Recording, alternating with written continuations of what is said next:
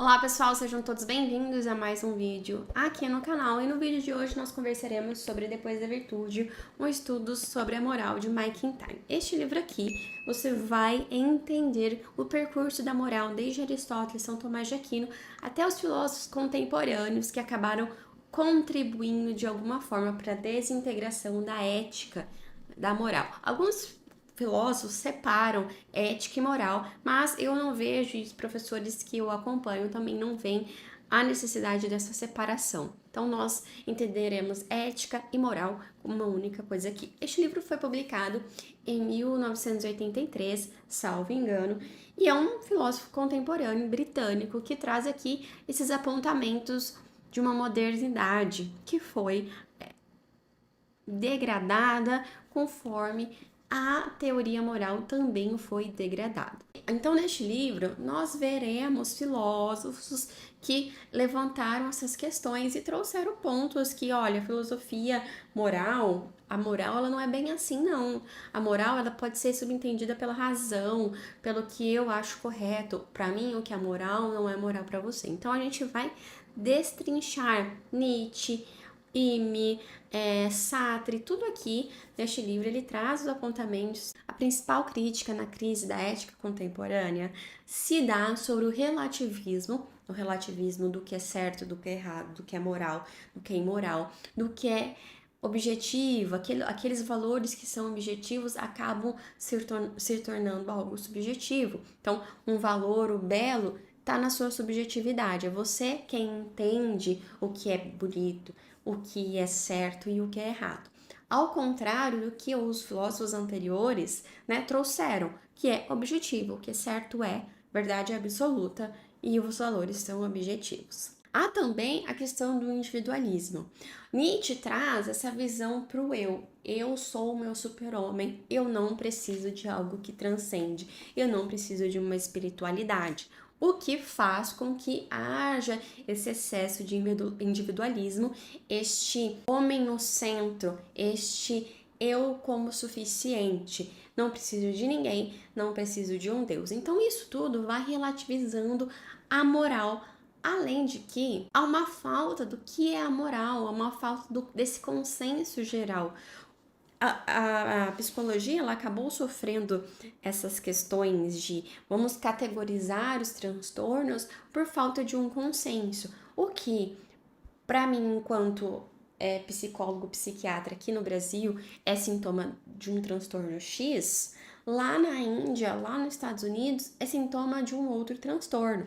Aí um cara, que eu não me lembro o nome agora, sentou e falou assim, não, peraí, vamos categorizar isso aqui pra gente, os nossos pacientes, eles merecem mais respeito, vamos categorizar. Então, nós deixamos de maneira objetiva.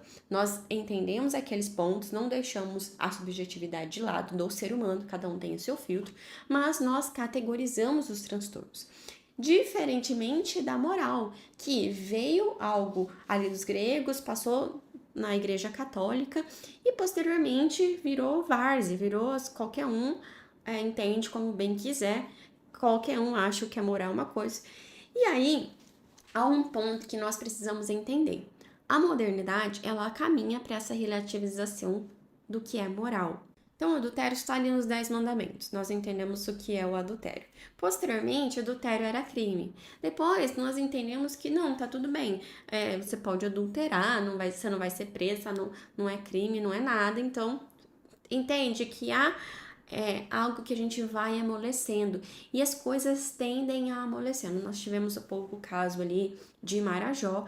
Então, a pedofilia ali, mas, poxa, a menina de 14 anos, ela tá de roupa curta.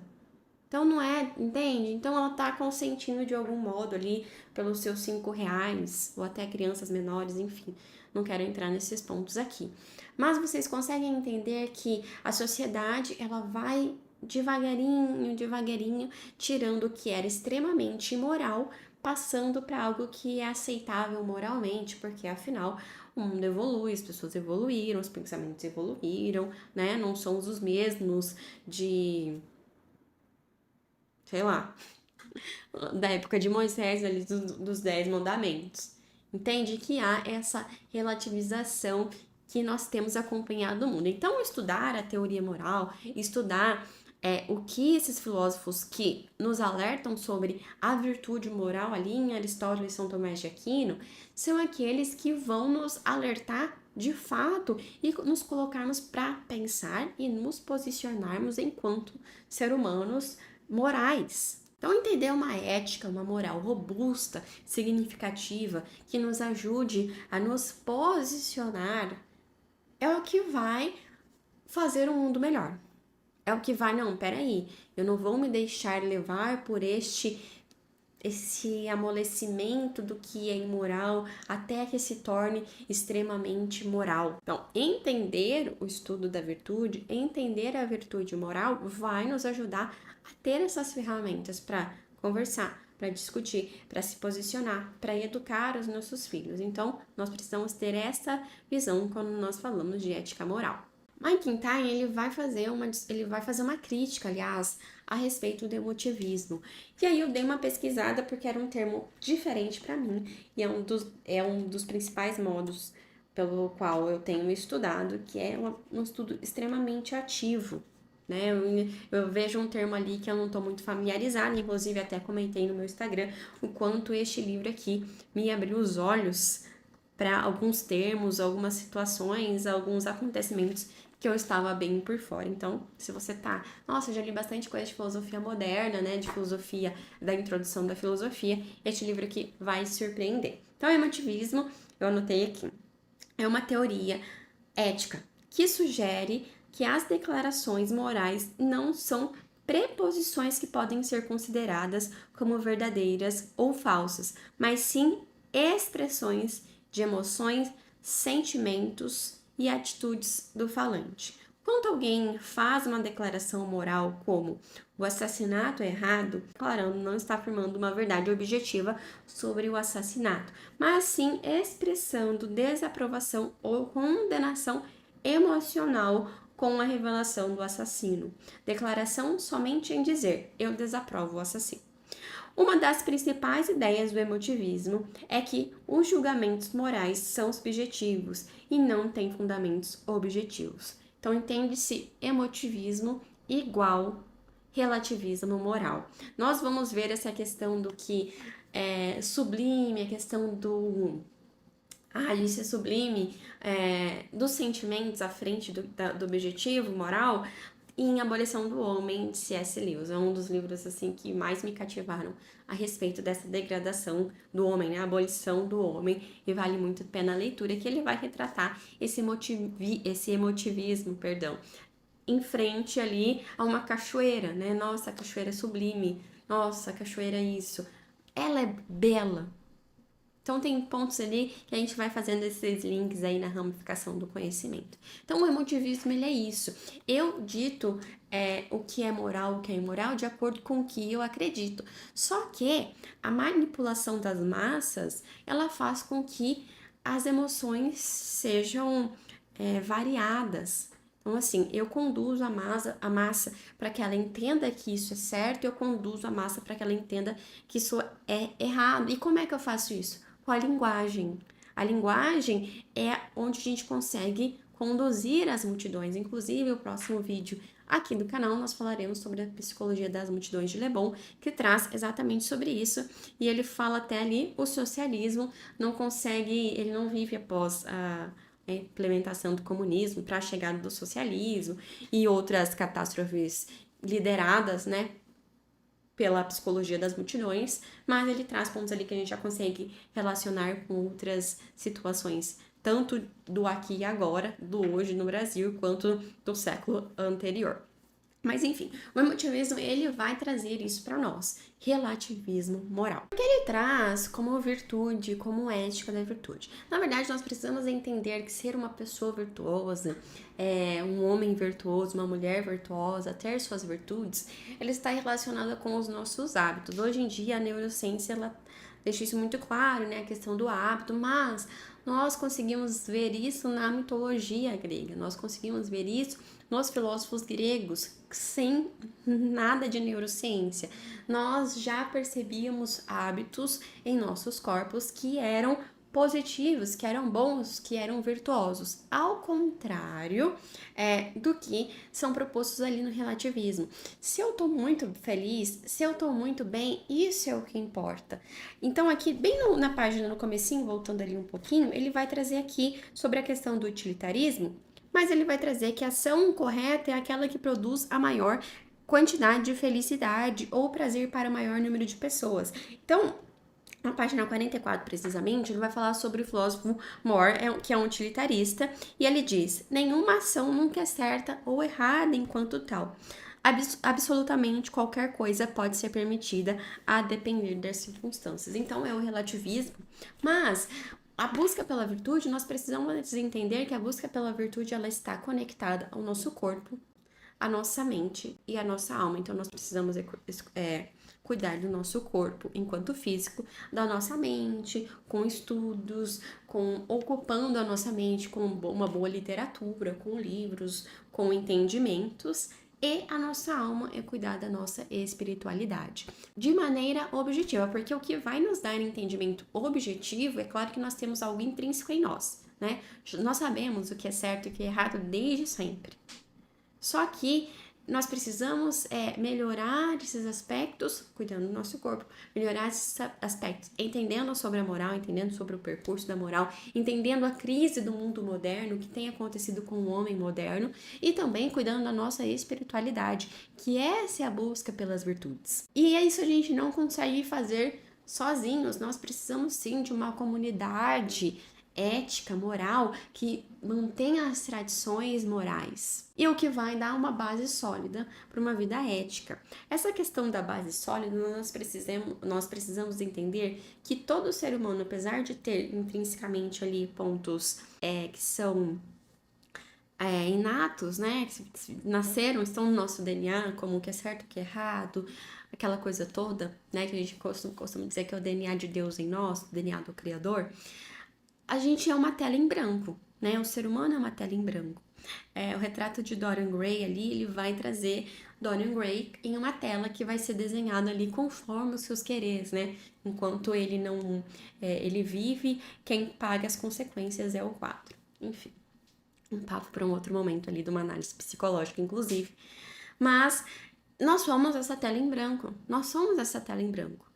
E arrisco a dizer que até o final da nossa vida, essa tela ainda tem pedaços em branco que nós precisamos preencher de algum modo. E como nós vamos preencher? Com essa base sólida que é buscada com as virtudes que eu falei anteriormente para vocês, né? A questão do corpo, mente e alma, mas também a questão do ambiente. Não que haja um determinismo, uma pessoa que ela é criada em um ambiente X, ela vai ser X e a pessoa criada em um ambiente Y vai ser Y. Não há esse determinismo. Mas nós precisamos de uma base sólida, de uma comunidade, de um ambiente de pessoas. Né? Se você está no YouTube, cerque-se de pessoas que vão te ajudar nessa busca pelas virtudes. Se você está no Instagram ou qualquer outra rede social, siga pessoas que vão te ajudar na busca por essas virtudes. Isto é um ambiente que vai te ajudar a ressignificar situações, entender, te motivar. Então, isso é muito importante. Essa base sólida e esses pequenos pedaços de tela em branco é o que vão nos ajudar a nos formar enquanto seres humanos morais. E além dessa base, né, do ambiente, nós precisamos buscar nas tradições.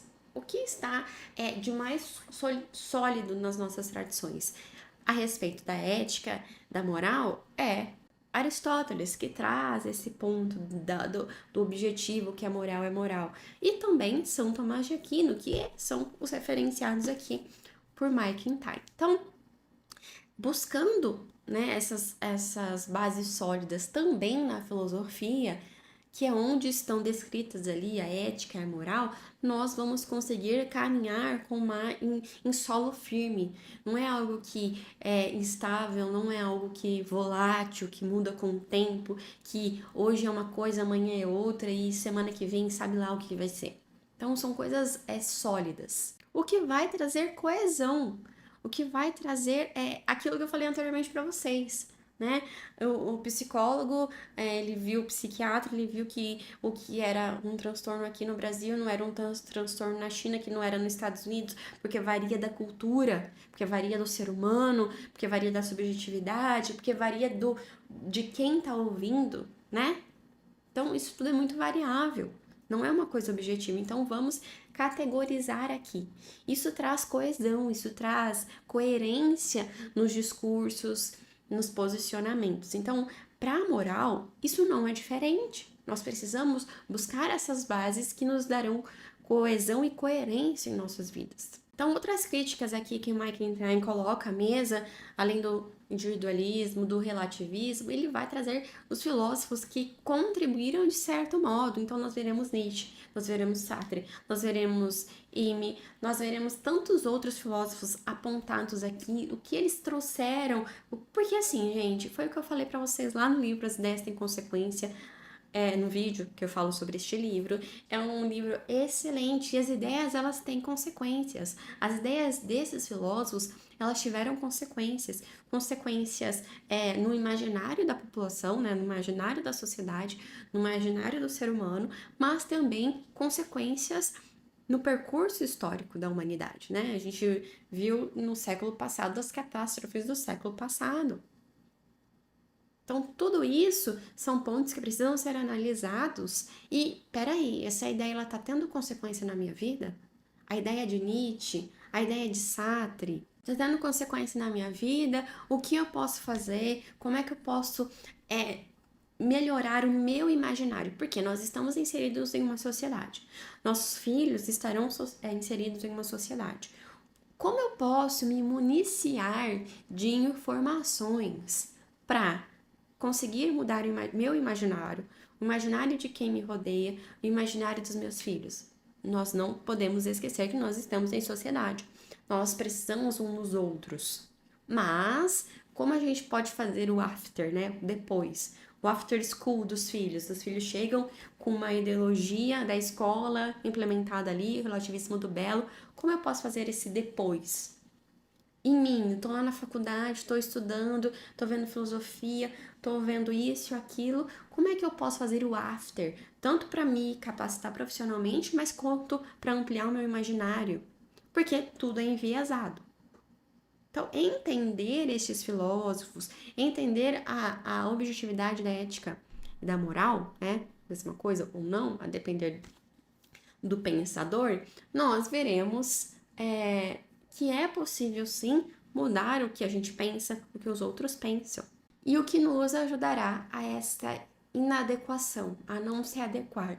Essa moralidade que é desconstruída, essa imoralidade que era imoral e passou a ser moral. Então a gente não se adequa a isso quando a gente tem conhecimento, né? A Bíblia já diz que meu povo perece por falta de conhecimento, e essa é a realidade. Nós precisamos sair das nossas bolhas, nós precisamos entender que realmente nós estamos em um mundo terrível, periclitante o negócio, não tá fácil, mas há possibilidade da gente mudar, nem que seja quem estamos ali, quem somos e com quem estamos em nossa volta. Então é isso, gente, esse é o livro dessa semana que eu quero conversar com vocês. Depois da Virtude, abriu meus olhos para muitas coisas, me alertou para bastante coisa, me ajudou a fazer alguns links aí com a psicologia, com essas questões que eu trouxe para vocês. E é isso, pessoal. Espero que vocês tenham gostado do vídeo, dessa discussão. Não deixem de fazer essa leitura. E é isso. Também se inscreva aqui no canal, deixe o seu like e nos vemos no próximo vídeo.